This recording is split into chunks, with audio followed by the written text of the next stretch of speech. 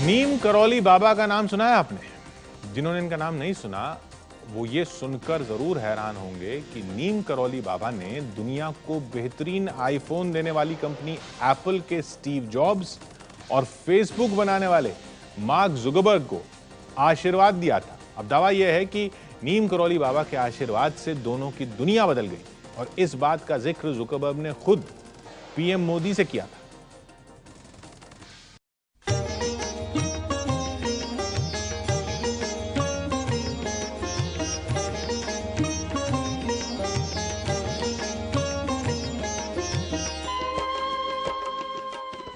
उत्तराखंड के नैनीताल से करीब 38 किलोमीटर दूर यह है बाबा नीम करौली का आश्रम।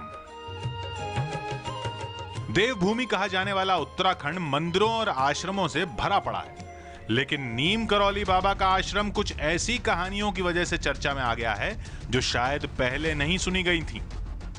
ऐसी ही एक कहानी स्टीव जॉब्स की है। 48 लाख करोड़ की दुनिया की सबसे बड़ी टेक कंपनी एप्पल के फाउंडर स्टीव जॉब्स नीम करौली बाबा से आशीर्वाद लेने उनके आश्रम कैंची धाम आए थे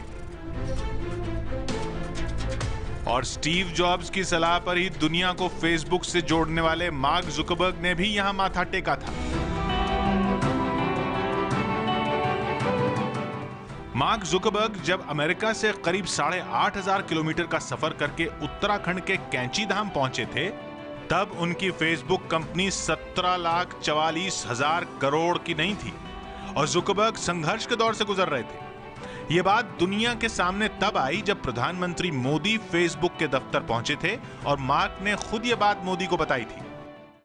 Before things were really going well and we had hit a tough patch, and I went and I saw one of my mentors, Steve Jobs, and he told me that in order to reconnect with what I believed as the mission of the company, I should visit this temple that he had gone to in India. And so I went and I traveled, having the opportunity to feel how much better the world could be if everyone had a stronger ability to connect, reinforced for me.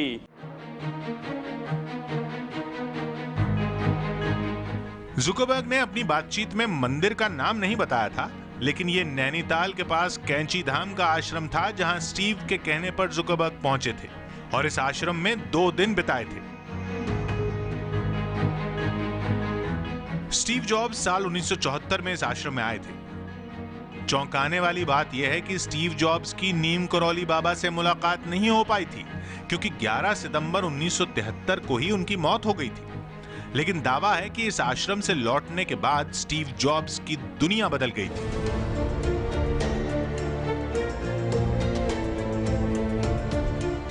Of course, Steve Jobs came to Kenchi, Neem Karoli Baba Ashram. He had come here because of reading the book by Ram Dass, Richard Alpert. When he went back and eventually started Apple Computer, he incorporated a lot of what he learned here in India. बेरोजगार युवा Steve jobs अपने मित्र Dan कोटके के साथ बाबा नीम करौली के दर्शन करने आए थे। नीम करौली बाबा को मानने वालों में मशहूर हॉलीवुड अभिनेत्री जूलिया रॉबर्ट्स का नाम भी शामिल है।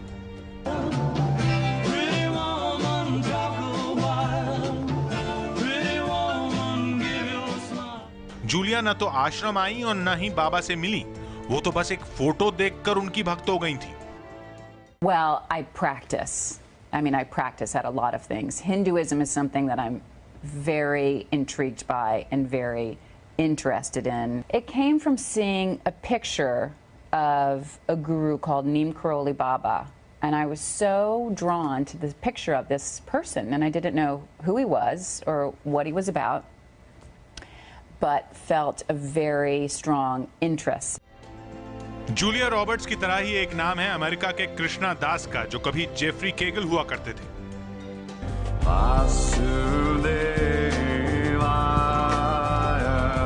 1970 में कृष्णा दास डिप्रेशन और ड्रग्स के शिकार हो चुके थे। वो अपना रॉक बैंड छोड़कर न्यूयॉर्क से भारत आ गए। यहां उनकी मुलाकात नीम करौली बाबा से हुई और फिर दुनिया बदल गई। वो कीर्तन गाने वालों में बड़ा नाम बन चुके हैं। ग्रैमी अवार्ड के लिए नॉमिनेट हुए थे। 1996 से लेकर अब तक उनके 8 एल्बम रिलीज हो चुके हैं।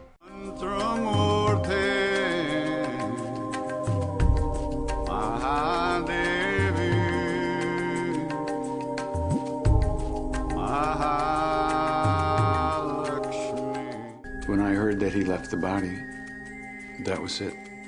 My life was over. And that's the way I lived for a long time. I realized if I didn't sing, I would never, ever be able to clean out the dark places in my own heart. तो आखिर कौन है ये नीम करौली वाले बाबा जिनके आशीर्वाद और आश्रम के चर्चे सिर्फ भारत में नहीं बल्कि अमेरिका और जर्मनी तक फैले हुए हैं? आखिर कौन है नीम करौली वाले बाबा जिनके आशीर्वाद और आश्रम के चर्चे सिर्फ भारत में ही नहीं बल्कि अमेरिका और जर्मनी तक फैले हुए हैं?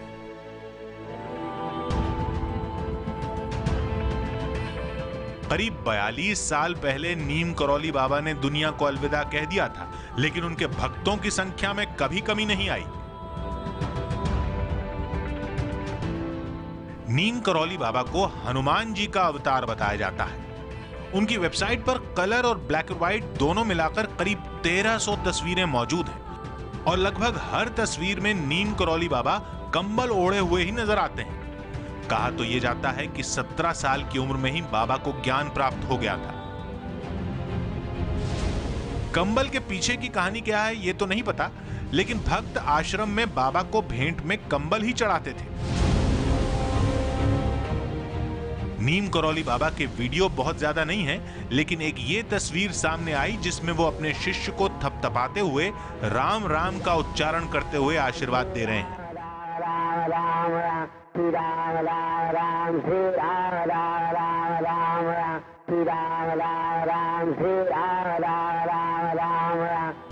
नीम करौली और नीम करौरी बाबा दोनों ही नाम से जाने जाते हैं। कहा जाता है कि साल 1930 में बाबा नीम करौरी नाम के गांव में ठहरे हुए थे और तब से ही उन्हें नीम करौरी बाबा कहा जाने लगा था।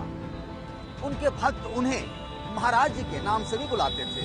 उत्तर भारत में तो नीम करौरी बाबा चमत्कारी बाबा के नाम से मशहूर हैं। और उनके एक नहीं चमत्कार के कई किस्से मौजूद हैं, जैसे एक ही वक्त पर 2 जगह मौजूद होना, पानी से पूरे पहाड़ पर घी के दिए जलवा देना। चमत्कार के एक ऐसे ही किस्से का जिक्र वेबसाइट पर किया गया है।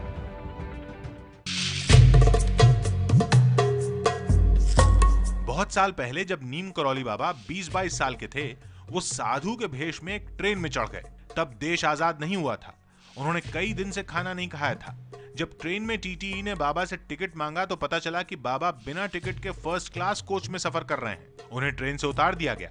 ट्रेन नीम करौरी गांव के पास ही रुकी जहां बाबा रहते थे। दावा कुछ ऐसा है कि बाबा को ट्रेन से उतारने के बाद लाख कोशिश के बाद भी ट्रेन दोबारा नहीं चल पाई, तब तक जब तक नीम करौरी बाबा को खाना खिलाकर उन्हें वापस ट्रेन में नहीं बिठाया गया।